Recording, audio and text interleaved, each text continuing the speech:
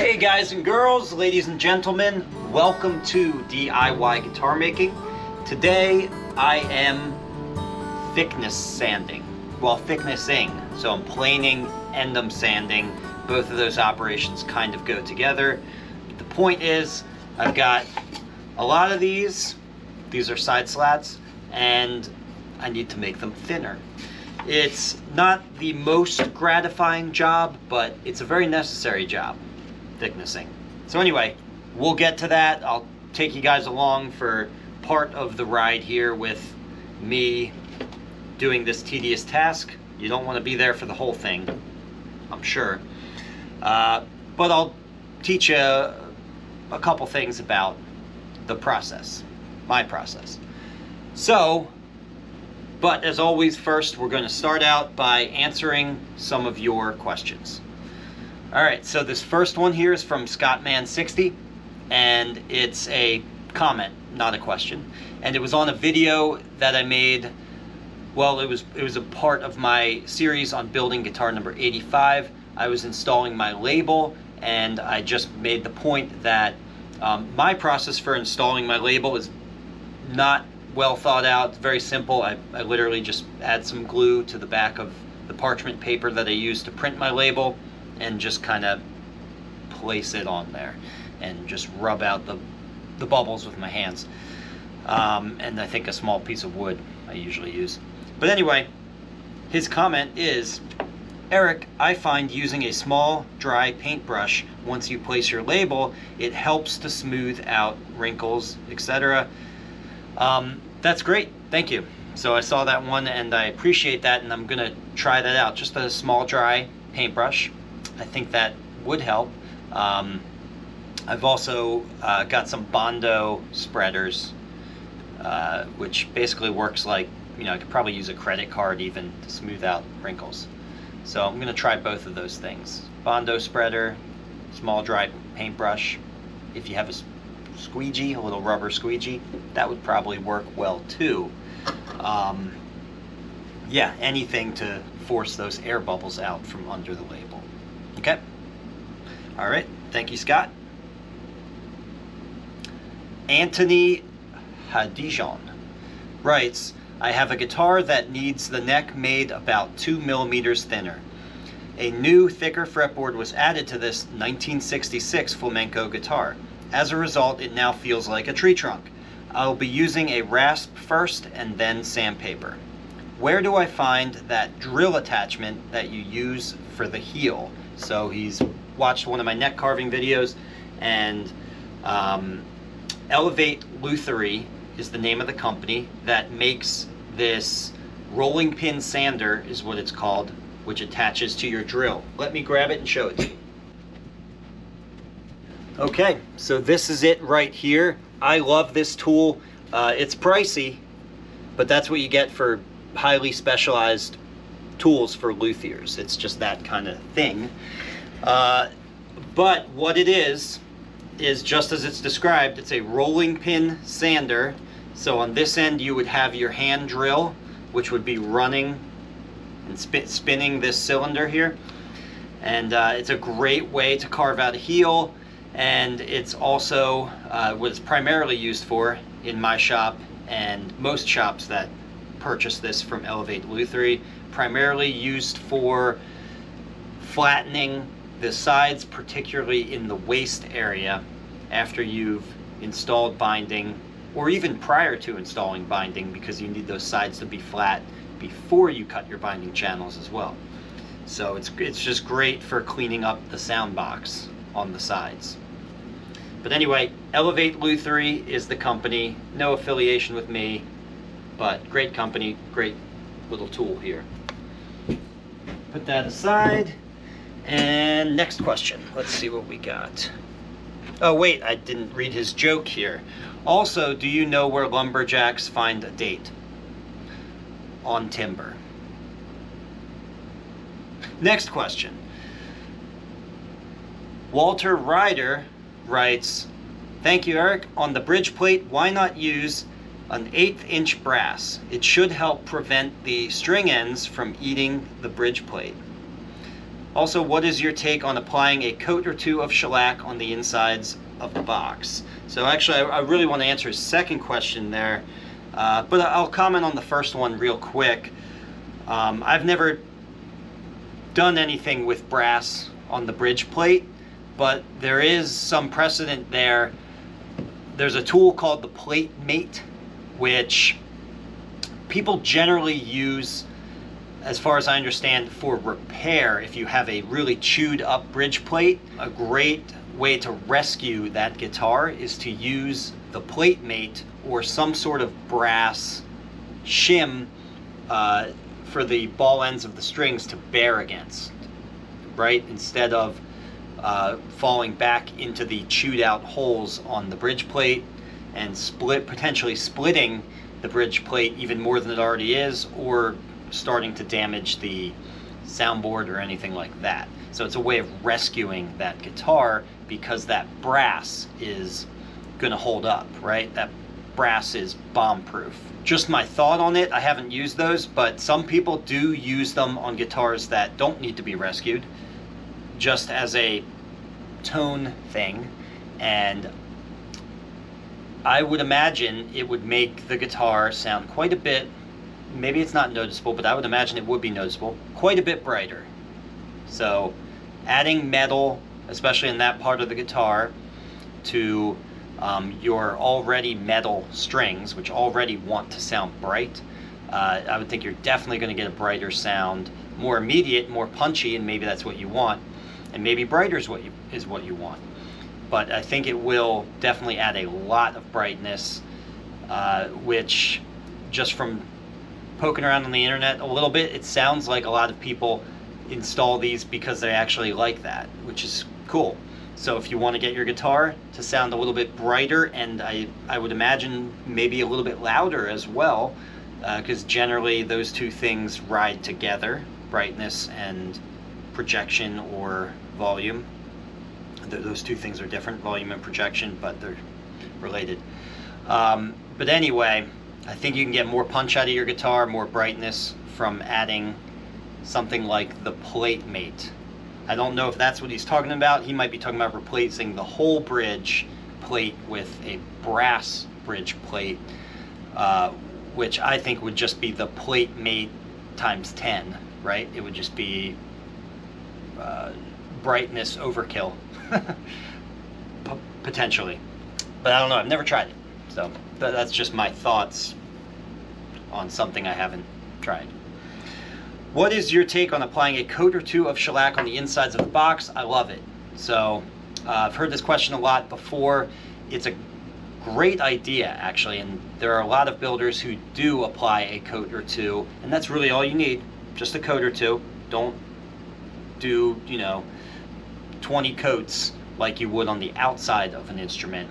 It's really just to seal. You're trying to seal things off, to stabilize things, to help with any sort of movement, wood movement, right? Cupping, issues with bulges or anything like that, or warping around the bridge. That can all be, or split soundboard, that can all be mitigated quite a bit by just adding a coat or two to the inside of the guitar. It's a good idea. It just adds, it's one more thing, time-wise and labor-wise that you're doing to an instrument that you're probably putting a lot into. So that is really the only reason why people and guitar companies don't do this, is just time and effort, right? So I think it's a good thing, though. I love it. There's a question about my mortise and tenon jig.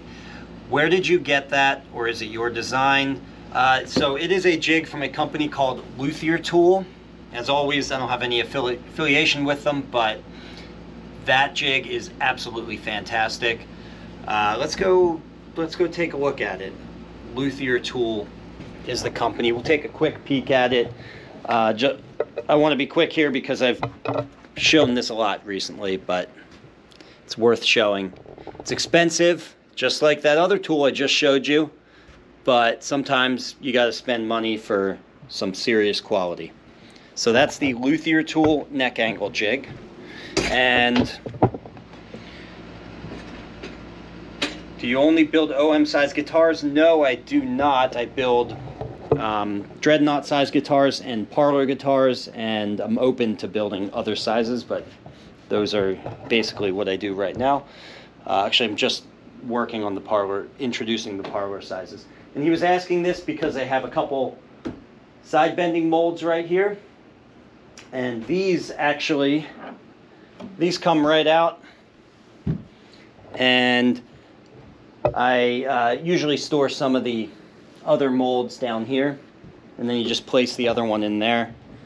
If we head over here, you can see there's actually a number of different sizes here that I've had and have. Some of them are now defunct, meaning I just don't build that shape anymore, but still have the mold lying around. All right, let me see what other questions we got. Regarding, okay, this is from Keith Short. Regarding the sanding of the mother of pearl inlay bits, the ergonomics of getting flat ends with your technique looks awkward. So what he's talking about is, in the video, I was sanding the joints for the mother of pearl. I was doing pearl purfling. So there's a lot of little joints on each piece of pearl as the pearl travels around the contours of the guitar. And you have to, just by hand and by eye, adjust each angle to get it to fit. And it's actually not as hard as it sounds. It goes pretty quick, and it's pretty easy and enjoyable once you get into it. But I was just doing it, and I always just do it on a flat board by hand, just locking my elbow and falling back to get that angle. Check it, maybe come back if it needs to be adjusted slightly. Yeah, it might not be for everyone, but I would encourage you to, if you haven't, to try it that way, only because it looks harder and sounds harder than it actually is. If you just trust yourself, and again, lock your elbow when you're sanding, just kind of let your body fall back, you're not going to get rounded over ends. You're going to get a nice clean cut there as long as you lock that elbow. You only get the rounded over ends if you let your wrist and your elbow, if you don't lock them, right? So then they can arc. You get that arc motion, which is not flat. It's very similar to sharpening, actually. The sharp, you know, getting a flat surface on the sanding board is similar to sharpening, I would say. Bohannon has used this is why I love this comment here, and I wanted to throw this in here. Bohannon has used a manual disc sander, the Logan Precision Miter Sander Elite F200-2, which looks to be the perfect tool for this.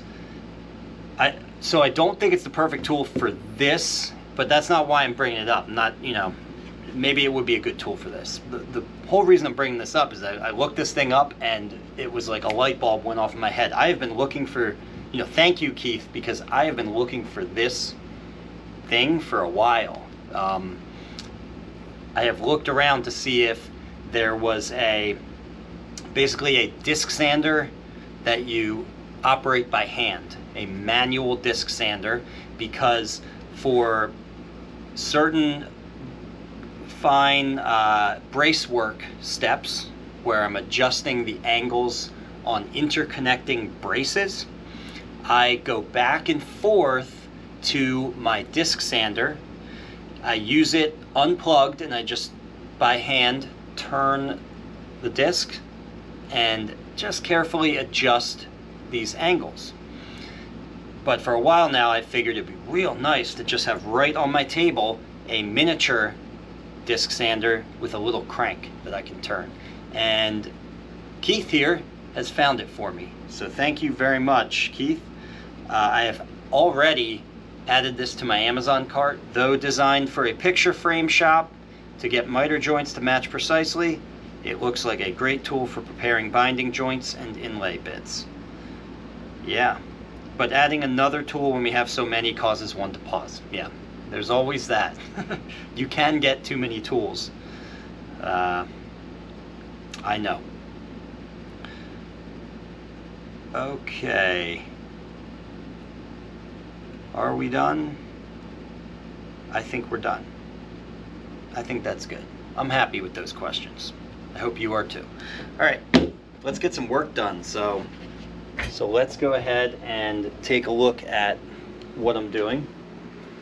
I gave you guys a sort of little bit of a tour of how I'm continuing to remodel the shop here. So you will see things in a transitional condition, especially this back portion of the shop. So I've been prepping all of these, and I've got some more on the joining board over there. So a whole bunch of back and side sets. Right now, we're going to go ahead and prepare these beautiful Pau Ferro sides for Brian Bullard, who is taking my workshop in the fall. All right, let's go to our back room. So before I take this to the planer and then the drum sander, I'm first simply going to bevel these edges here. It's just a little, it's a good tip. It's a pro tip to bevel those edges just so that when you're passing it through both the planer and the drum sander, there's a possibility that sometimes as you're nearing the end of your cut there, either the drum sander or the helical head of the planer will actually catch right on the square 90-degree edge as it's exiting.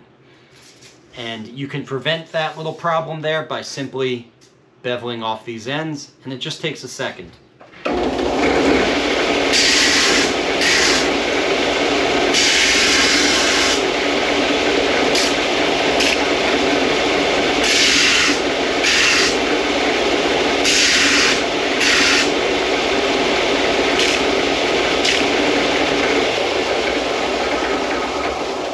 And that's it.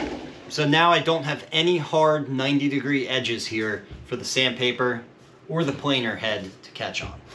All right, let's go to the planer. So something that I just got and assembled today actually is this DeWalt planer stand. So it's an aftermarket option for this DeWalt planer is you can buy a stand that is, you know, purpose built specifically for this planer. Obviously you can just make a little rolling bench or something like that to put your planer on, but man, this thing is rock solid, and the casters on it for moving it around. Here, I'll adjust the camera a little bit. See, if I step on that like I just did, now we're mobile. And then I can just flip that up when I don't want to be mobile anymore. So anyway, this was a huge improvement. Probably could have gotten this years ago and saved my lower back a lot of pain. All right, let's do some planing. So I always start with the planer first and then go to the drum sander because the drum sander is very slow. The planer takes off a lot more material with each pass. The only reason I don't do the whole thing with the planer is because the planer has a limit to how thin it can take material. If it actually has a stop on it to prevent you from going lower than, say, 120 thousandths of an inch. You'll actually hit a stop and you won't be able to go any lower.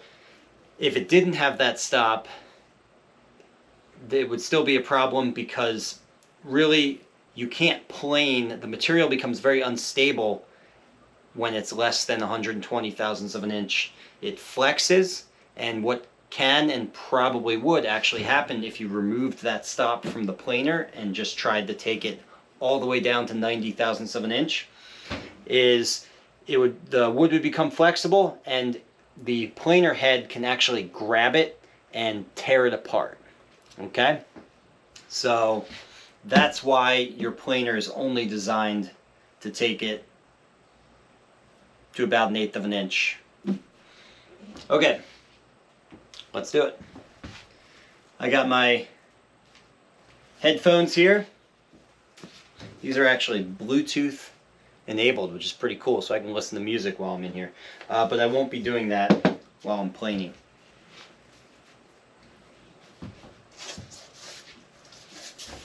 Let's raise this up.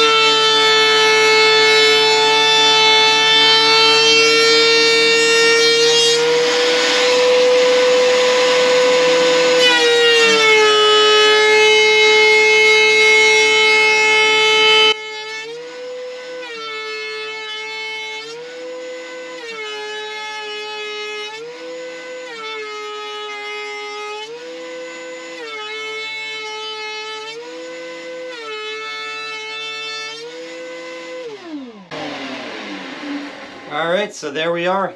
I hit the stop on this thing, meaning I went as far as I can go. So it should be about 1/8 of an inch, 120 thousandths of an inch, something like that right now. So we're going to jump over to the drum sander. Ordinarily, what I've been doing before I turned on the camera is just sitting here with a stack of these and running them through before I jump to the drum sander. But to make this more interesting, I'm just going to go one at a time with this, and the final step is the drum sander, taking it down to 90 thousandths of an inch. If you have really figured wood, or maybe really dense wood, or just something, any wood that is difficult to bend, I would go a little bit more than 90 thousandths of an inch. The lowest I would go on really figured grain is 75 thousandths of an inch, just so you know. But this bends well. This bends easily, Pau Ferro. So we're going to go 90 thousandths of an inch.